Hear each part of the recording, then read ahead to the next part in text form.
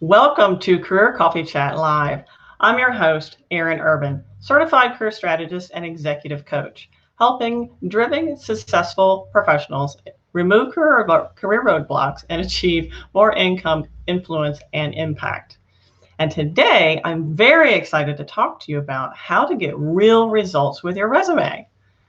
I think it's time to debunk some of those resume myths, don't you? Let's talk about what really works and answer some tough resume questions. So if you're just tuning in, please say hi, state your name, say where you're from. I'd love to hear from you.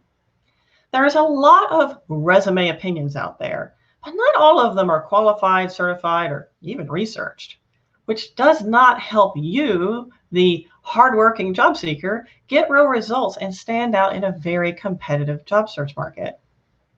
I know you have some questions, and I'm really looking forward to answering your tough resume questions today when we get started. And let's do a quick tech check to make sure that I am indeed live. When you are tuning in, please say hi, say where you're from, say your name, and please ask your questions in the comments and chat. Hi, Patricia from Toronto. Nice to see you. Glad you're joining in this morning. If you are watching later, feel free to say hashtag replay, and I will be notified of your questions and I will answer them as soon as you post them. I'm very excited to talk to you this morning about how to get real results with your resume. Hi, Michelle. Great to see you. Hi, Jesse. Nice to see you from Fulshire, all the way from Fulshire. That's about 30 minutes outside of Houston. And honestly, I'm about an hour and a half outside of Houston. So if you hear some crickets and cicadas in the background, that is because I'm in the lovely little tiny town of Fayetteville, Texas, rusticating during this challenging socioeconomic crisis that we have on our hands.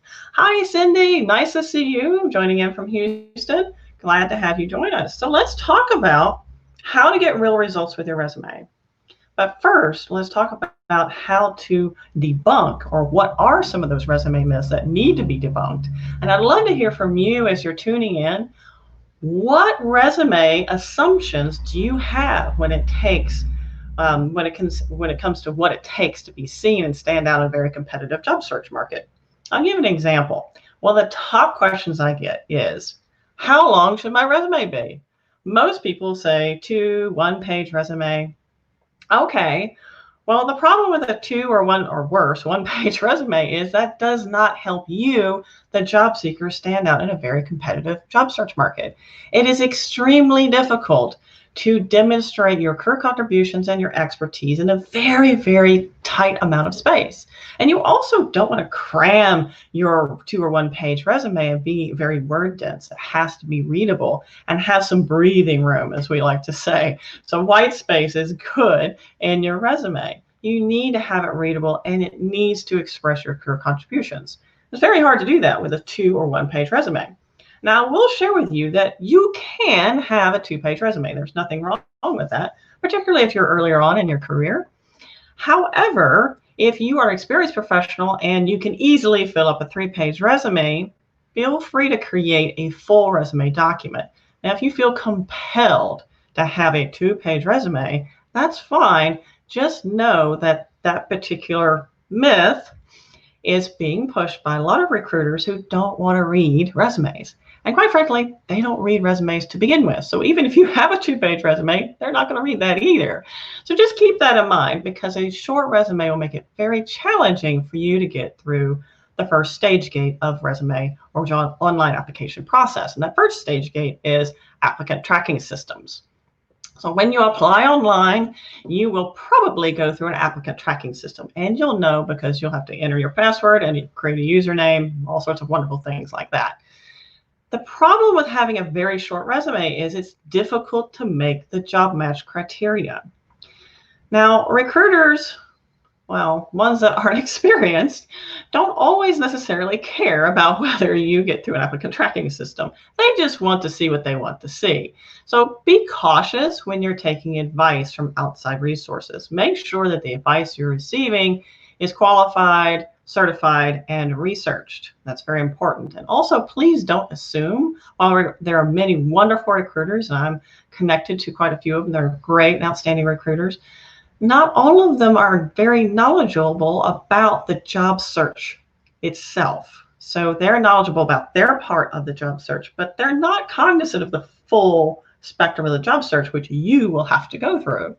Also, keep in mind HR professionals are great at talent acquisition, but they're not job search experts. So when you hear career or resume advice, just be very cautious about following that advice. Now, like I mentioned, you can have a 2-page resume. The challenge for you, the job seeker, is you will have to completely tailor that resume for every single application. That's a lot of time, quite frankly, because even if you don't do anything to your resume, it still takes about an hour and a half to apply for a job. I don't know who has a lot of time on their hands. If you just want to do that, that's great. When I work with my clients, we do create a 3-page resume.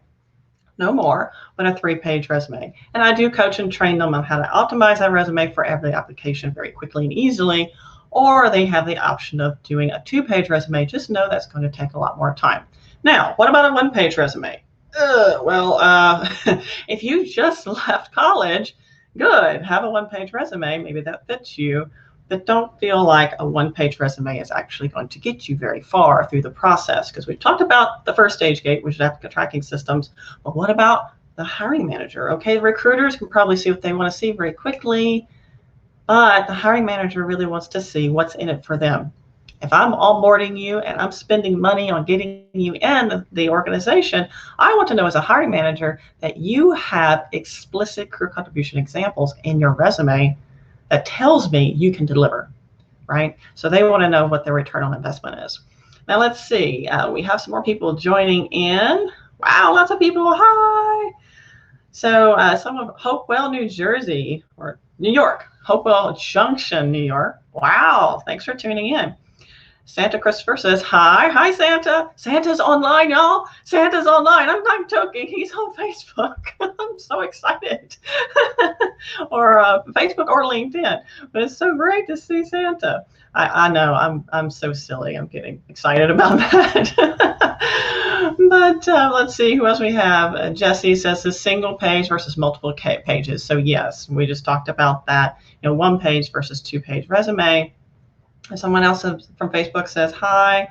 Holly says, hello, my name is Holly Pham. I'm from South Carolina. Thank you for joining. Good to see you. Christy, nice to see you joining in. Let's see here. What else do we have? What questions? Someone from Dublin? Is that Dublin, Ireland? Oh, very interesting. Amin, thanks for joining in from Canada. So it's really good to see you. And let's see, we have Maysage. I probably butchered your name. I'm terrible with names. But please let me know, what are your resume assumptions and what questions do you have about the resume specifically? How to format it, what type of resume works best, what do recruiters and hiring managers, what matters to them? So please put those in the comments and the chat, and I'd love to hear from you. Ireland, yes, awesome. Hi, Christine, good to see you. Hi, John, hello from Texas. So let's talk about what else is a typical resume myth. Now, this is usually most common for those people who are fairly early in their career, but a lot of career coaches, career counselors in colleges tell budding young professionals that they should have this fancy, graphically pretty resume. Well, pretty resumes really don't necessarily get you hired, okay? So while the resume may look great, that doesn't necessarily mean it will get through applicant tracking systems, because if it has fancy fonts, graphics, tables, anything in text box, anything that's formatted heavily, it may not be read by some applicant tracking systems that use a parsing system. I don't want to bury you in technical speak, but there's basically 2 main types. There's optical scanners for your resume, or it parses your resume. It turns into plain text.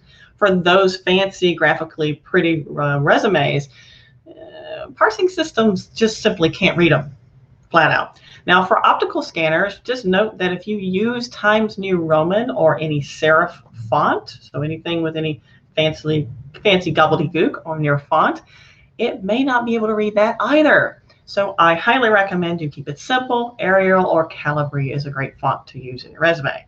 Yes, font matters. I know, it's weird, but it does. Let's see. Amin says, I put my LinkedIn link on my resume in the header. Is that okay? Yes. Yes. Feel free to do that. Now, you don't have to put the whole URL in there. You can just put the in / and your personal URL. That's perfectly fine. And you also don't have to make an active hyperlink.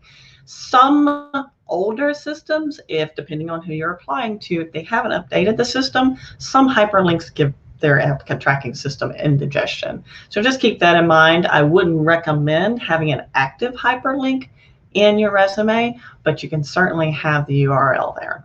So hopefully that helps you. Let's see, should skills and programs be a separate section?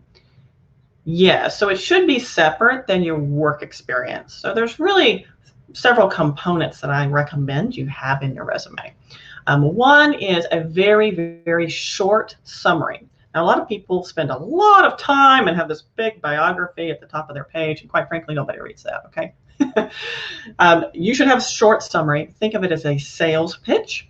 You are actively telling the hiring manager what you will deliver for that particular role. Now, that's probably something you do want to customize for each application. Then I recommend you have high-level, very important skills and expertise front and center on the first page of your resume somewhere. I also recommend that you pull out some select accomplishments based on the type of job you're applying for in a separate section. Then you can get into your education, work history, certifications, etc. But please do make every section very obvious and clearly delineated from another section. And you don't necessarily need to use heavy formatting or even lines to do that, but you should have clearly separated sections. Now, just know that when you do apply online and you upload your resume, typically the applicant tracking system boogers things up. So you'll have to go back in and copy and paste sections into probably each of the freeform text boxes in that system. Just prepare yourself in your mind that you're going to need to do that no matter what kind of resume you have. Let's see. Is it important to change your objective work summary each time? So Christine, yes, you want to have a sales pitch, not necessarily I'm looking for this type of role.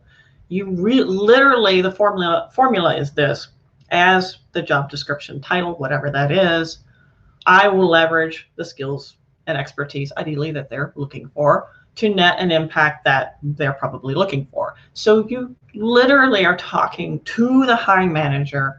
As this person in this position, I will do this for you. Hire me, right? So you're giving them a reason why you are an ideal candidate right at the beginning of your resume. And that's very, very important for two reasons. One, it allows you to add the position title into your resume, which does help you with most applicant tracking systems. And it also gives you some additional places to put keywords, which from the job description, which is important. And it also meets certain federal requirements that nobody pays attention to, but basically states that you need to clearly indicate that you're actively seeking employment for those at that company. Nobody pays attention to that, but it's there. Let's see, no hyperlinks on resume. Yeah, no active ones. Now you can have just the words, right? You can include the URL, but no active hyperlinks. So what else do we have? Let's talk about what gets real resume results. So we've already kind of segued into that a little bit. But the biggest thing that gets you resume results is relevancy, being relevant to the jobs you seek. Now, if you are building your resume or you're working on tweaking your resume to make sure it's optimized for the jobs you're looking for, I highly recommend that you go out, doesn't matter which job board, Google, LinkedIn, Indeed, doesn't matter. Pull down your ideal roles. So roles, when you look at them, you get that little spark inside of you that goes, oh yeah, this is perfect. This is exactly what I want to do. I would recommend 2 to 3 of those types of roles. It doesn't really matter where they are, probably wherever you're located geographically. So if you're overseas, you might want to keep it in the European market. If you're in the US, you probably want to keep it inside the continental US, but it doesn't have to be in your town or your city, right? So you can spread your net pretty broad, particularly if you have a relatively niche role type that you're looking for. So get those 2 to 3 examples that really light you up when you look at them. Take those and look at what they're asking for, okay? What are they asking for? What types of roles, responsibilities, tasks are they expecting you to do? And make sure that your resume clearly expresses your career contributions from that standpoint. That is called creating relevancy and optimizing your resume based on where you're headed, right? A lot of resumes are obituaries. It talks about what we've done, our past, and that's important.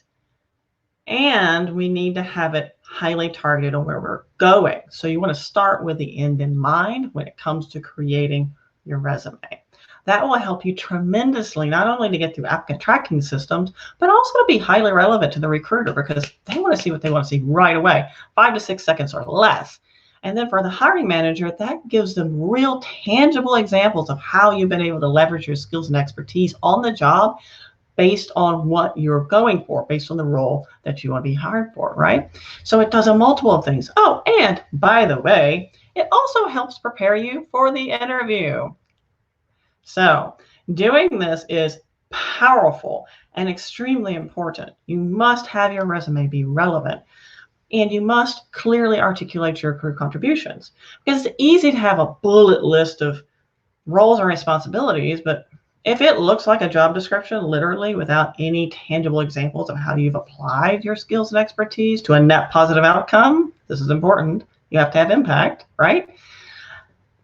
Then that doesn't help you stand out. It's a very competitive job search market right now, and you have to stand out. So you want to clearly express your career contributions.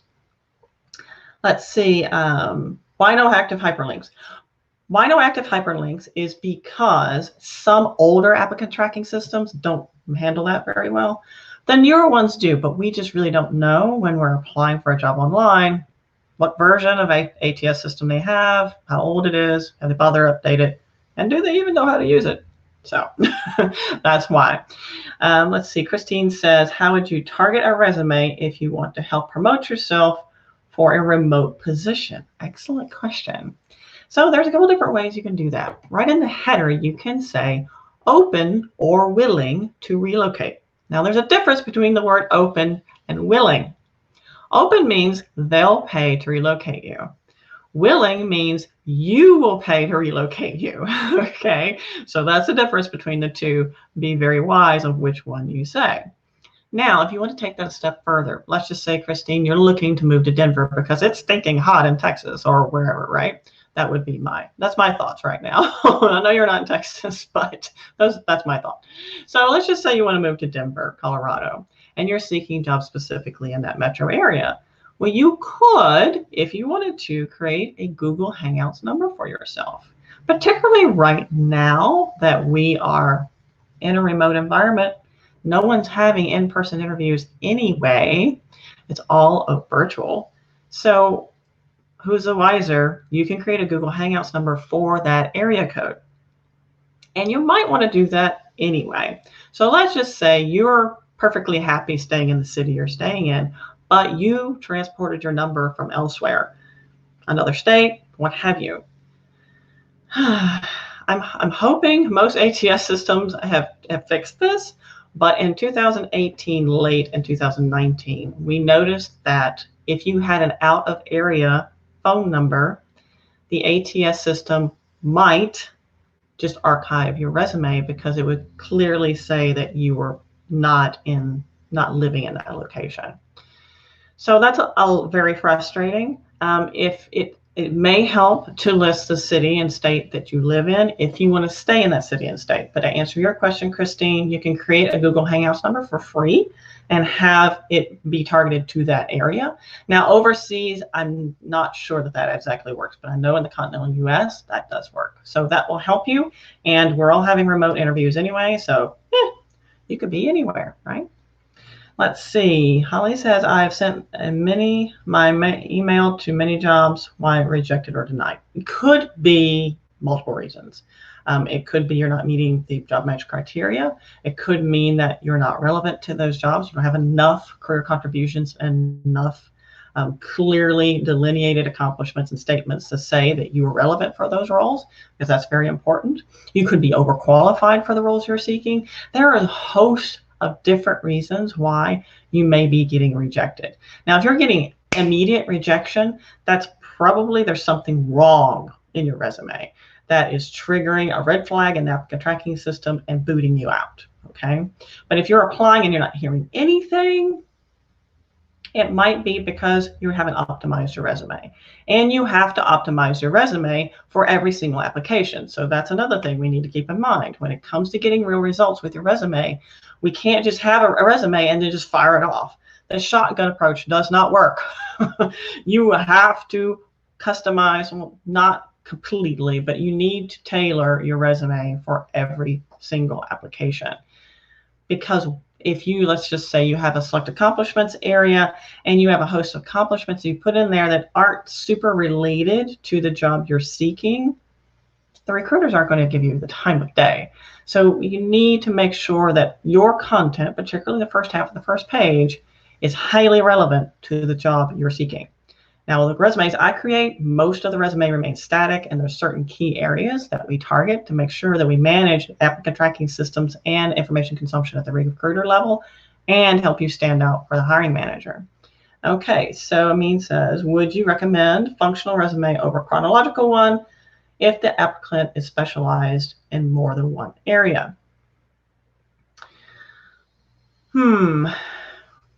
I'll get back to that, but one of the things that kind of jumps out to me is that your LinkedIn may trip you up because we only get one LinkedIn profile. And it needs to also be targeted.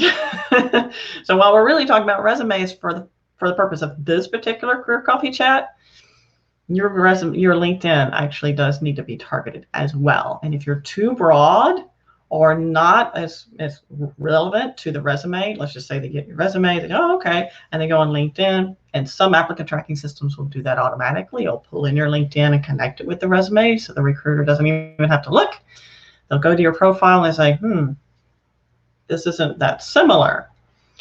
That's a red flag. So we need to make sure our LinkedIn is related to a resume. It doesn't have to be exact, but it does need to be related.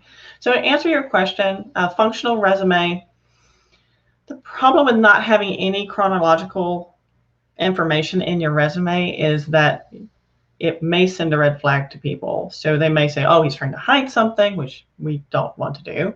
So you can do a combination, what I call a hybrid resume, that combines both functional and chronological. And you can just have a short summary of your chronological work history towards the back, and then really focus on your functional career contributions in the front. So hopefully that helps you. All right, so let's talk about what else. So clearly articulating your career contributions is huge when it comes to getting real results with your resume. Okay, and that's one of the biggest gaps I see in almost every single resume I reviewed. And I reviewed hundreds and hundreds of resumes. And only 2 resumes out of all of the resumes I have seen clearly articulated their accomplishments. 2. That's it. So that will tell you how many people, and it doesn't matter where you are in your professional career. You could be just beginning your career, or you could be an executive. It's not easy to discuss our career contributions. And you may know this because you can probably look at someone else, a friend or a colleague, and go, oh yeah, you're great at this or that or the other.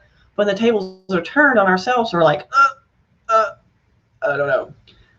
So leverage your target roles. Like I mentioned before, go out, find your ideal roles. It's an example of those, and leverage those to help you flesh out and frame your career contributions, because it's very difficult to pull that out of ourselves because we've lived and breathed our career history. And sometimes it gets buried in a part of being, right? So we need some help to discuss our career contributions and how we've made a positive impact with the companies we work for and with. You can leverage your ideal role, so those target job descriptions, to help you do that by looking at each one of the bullet points and saying, have I done that? Yes, no. Do I have a career contribution? So an example of how I've leveraged my expertise, my skills, my abilities to a net positive outcome.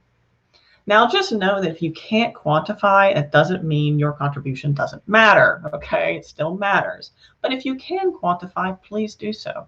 Not everyone was privy to the dollars and cents, and you would also be surprised how much you can quantify. just keep this in mind. If you're applying for an internal company position, your numbers and figures need to be spot on. However, if you are applying for an external role, it can be an estimate. You don't have to be exact to the dollars and cents, okay? So let's see, Linda says, would you recommend sending a focused generic resume to a past supervisor or known decision makers to let them know you're in the job search market? You could do that, Linda. I will challenge you on the generic resume because you said focused and generic, which are almost like counter themselves.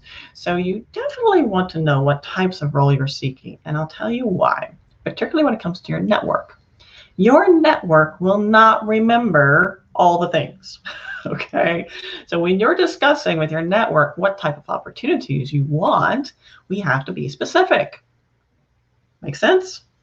So if you're looking for a, I don't know, program manager role, we need to be specific what type of program manager role. And be succinct. People just cannot remember. We've got so much going on in our brains and our minds. It's just too much to ask. So we need to be very specific when we're reaching out to our network, like you've just mentioned, and clearly articulating what types of roles you're seeking. That helps them help you, and it works. Trust me. I just, in fact, had an email last night, a great example. One of my clients just landed a great new job. Actually, it was funny. She got officially laid off. She was on furlough. She got officially laid off and accepted a new position the same day. So woo! I'm really excited for her. But she was able to do that because she could clearly articulate what she was looking for to her network, and her network went to work for her. So just keep that in mind. Let's see, Cindy asked, is it recommended to update your LinkedIn header to reflect that you are furloughed or unemployed and seeking work? Ooh. So logically, that shouldn't matter, right? However, human beings are not logical creatures. We're driven by emotion and bias. And there still is, unfortunately, a bias against those people who are in transition. So be cautious about saying seeking or using words to those effect, or using the open to work feature that's on LinkedIn.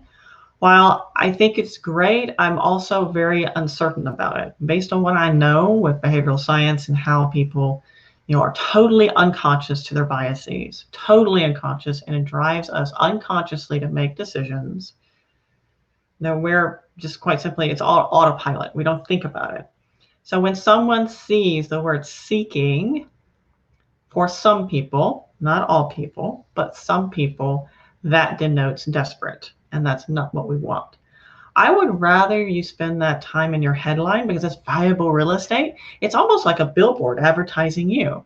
So I'd rather you leverage that space in your LinkedIn headline to talk about what you're great at and what types of roles you're looking for and what your core expertise is and what you'll deliver. So it's like a billboard advertising you. So if you were to state to the hiring manager why you're a great candidate, what would you say, right? So that's what I would recommend having in your LinkedIn headline. Anish says, how do you showcase transferable skills? In current times, quite hard to get back in the same industry. Yeah, I understand. There's a lot of industries that are dying on the vine right now, either due to the socioeconomic crisis or due to other external factors. So transferable skills, leverage that process I mentioned earlier, finding your target positions. 2 to 3 examples are great. Doesn't really matter geographically where, long as those roles are something that lights your spark and you're like, oh yeah, I really want to do that. Leverage that to help you frame your transferable skills. Another really important reason you want to do it this way is that way you are talking the language of those who are hiring. Particularly if you are technically an expert in your field, you probably know what it takes to do the job, and you probably read job descriptions and go, that's not even close to what I actually do. And you're probably right. And it doesn't matter. You still need to be relevant to that job description, even if you know better.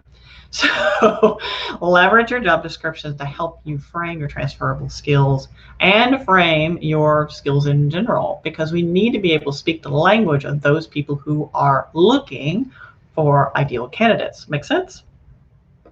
All right, so if you see a job you're interested in, wouldn't it be better to find a person to send your resume to rather than apply online? Do both if you can. Just be aware of the company. Take, for example, some companies, like the larger companies, Halliburton was one of them, certainly. If you reach out directly to a hiring manager and the HR, talent acquisition department finds out, they will blacklist you. So be cautious about that. Also know that some people just simply can't go around the system like they used to be able to. You may still have to apply anyway. So do both. Reach out to your network and apply online. Because when it comes to job seeking, there's three very important avenues you need to take. Number one is applying online, leveraging your resume, making an application tracking system friendly, etc., making sure it clearly expresses your career contributions, all that. So the resume is a big one. The second way is your LinkedIn profile. You want your LinkedIn profile to work for you, right, based on the roles you're seeking. This is very important. And your LinkedIn profile can house a lot more information than your resume can. You definitely want to leverage that. And you want to be active on LinkedIn as well. Not just liking, I mean active, engaging, sharing relevant content, etc. Then the third one is networking. Now, this isn't a session to talk about networking, and there will be one coming up. I will say this, that networking, if you have let your network go cold until you need to find a job, it will take a while. Okay? Be patient. It takes time for the network to start to produce results. And that depends on how well you are connected to your network and how much of a network you have. So if you are just starting to build your network, or you're just starting to reinvest in your network, just know it will take time. Do not expect your network to just go poof and produce results. Networking is a long-term game. And ideally, you want to be networking and investing in your network and spending energy with your network all the time, whether you're gainfully employed or not. Because if you want to see career results, career growth, you must network strategically. That is not optional, okay? And if you wait until you want to find a job, that's not too late. Just know that it will take a while for it to net results. So those are the three different areas you really need to focus on when it comes to getting real results with your job search in general. So let's see what other questions. So some tough questions, and I'll wrap this up. So if you do have any more questions, feel free to reach out, put it in the chat. If you have any questions about tough questions, which I'm going over on a few, anything about resume formatting, etc., or anything else you have about the resume, feel free to pop it in the chat, and I will get back to you. And if you're watching this later, you want to say #replay and ask your question, I will answer it. So tough questions, job history gaps. Ooh, that's so tough. Some people want to cover it up. Okay, well, I don't recommend that. I recommend you clearing assumptions. Because here's the wonderful thing about the human brain. If we don't have the information that tells us whatever that is, we will make an assumption. Do you want people to make assumptions about your career gap? I think not. We want to tell them why we have a career gap. Particularly right now, for example, a lot of people have been let go due to downsizing and socioeconomic stress. So stay that. Victim of downsizing due to socioeconomic stress, company closing, whatever. It is normal. It happens. Now let's say that you are thinking about re-entering the workforce because you took a leave of absence. Be clear on what that leave of absence was for.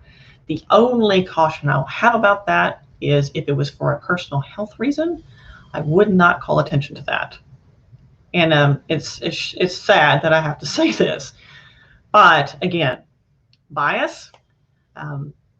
Employers have health insurance and they don't want to cover someone who's a risk. So I hate even saying that. It makes me so mad, but it's true, okay? And I want to arm you with the right information. So if you did leave due to a health issue of your own, you may want to say left to do to take care of, family members. People only know what you tell them, okay? Which brings me to my next point.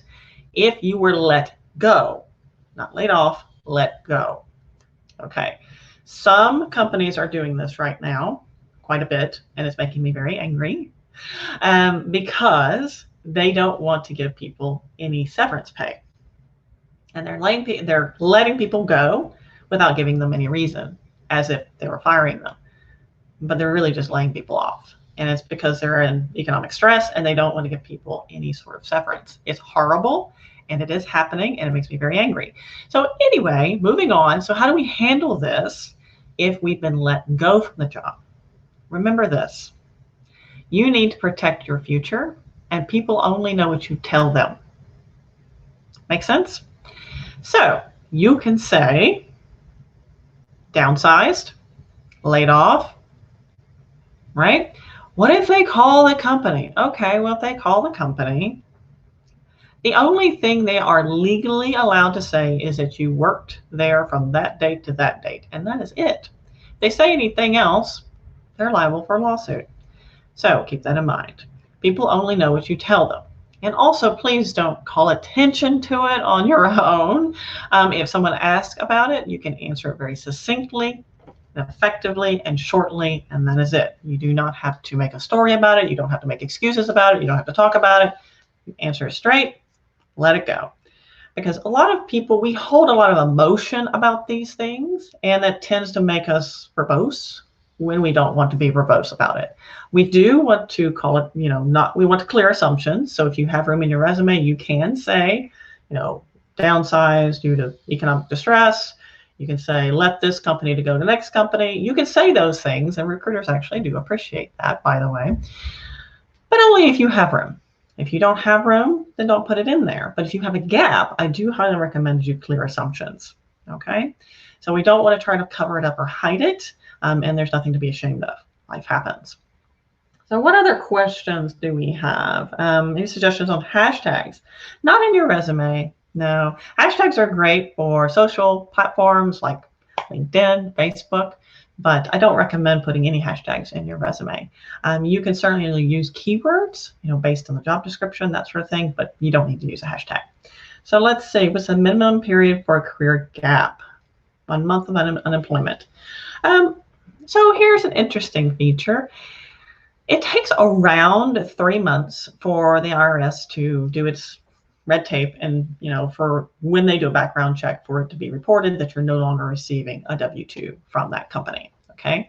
So you have around about a 3-month leeway before you need to say that I am no longer with this company, okay? Hopefully that helps you. Any more than that, you need to come up with something. Now, here's a good one. I know a lot of people, and I've recommended this as well in the past, set themselves up as consulting agents. Well, unless you're actually doing consulting and you have projects and career contributions based on said consulting, I don't necessarily recommend that.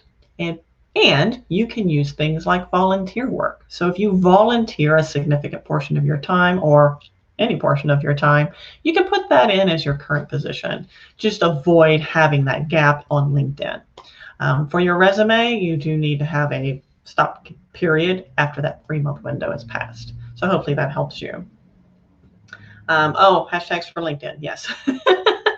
Yeah, hashtags on LinkedIn are great. Just know that you don't want to do more than 4, and they need to be relevant to whatever that you are doing. You don't want to put more than 4 hashtags on a LinkedIn post or anything you share because it looks kind of spammy, and LinkedIn algorithms actually rate your post down and you won't get as much traction. Now that doesn't always happen. If you have tagged a whole bunch of people, which I'll get back to in a moment, if you tagged a whole bunch of people, that may or may not be the case.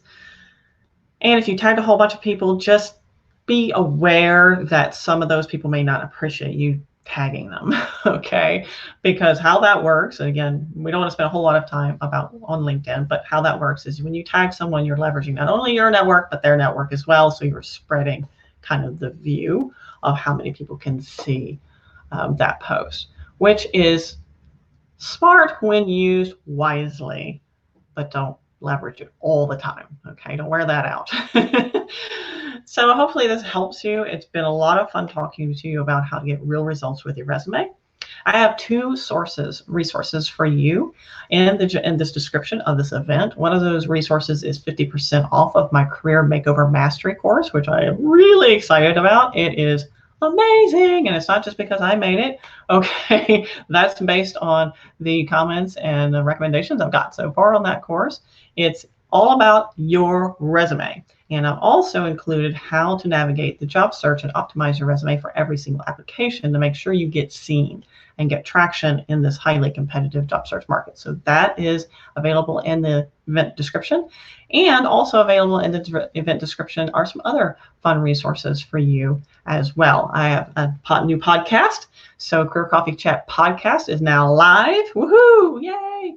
So I'm really excited about that. So feel free to check that out if you like podcasts. And next week, I will have an interview with Larry Levine, and we'll be talking about how to increase your sales influence. Now, this is not just for salespeople. This is for anyone because, as you know, we're all selling. So how to increase your influence, and particularly from a sales standpoint. So it's been a pleasure. For those of you who have never seen my smiling face before, my name is Erin Irvin, or Coachy Irvin. I'm a certified career strategist and executive coach, helping people remove career roadblocks to achieve more influence, impact, and income. And it's been a pleasure, and thank you for tuning in to Career Coffee Chat. Bye for now.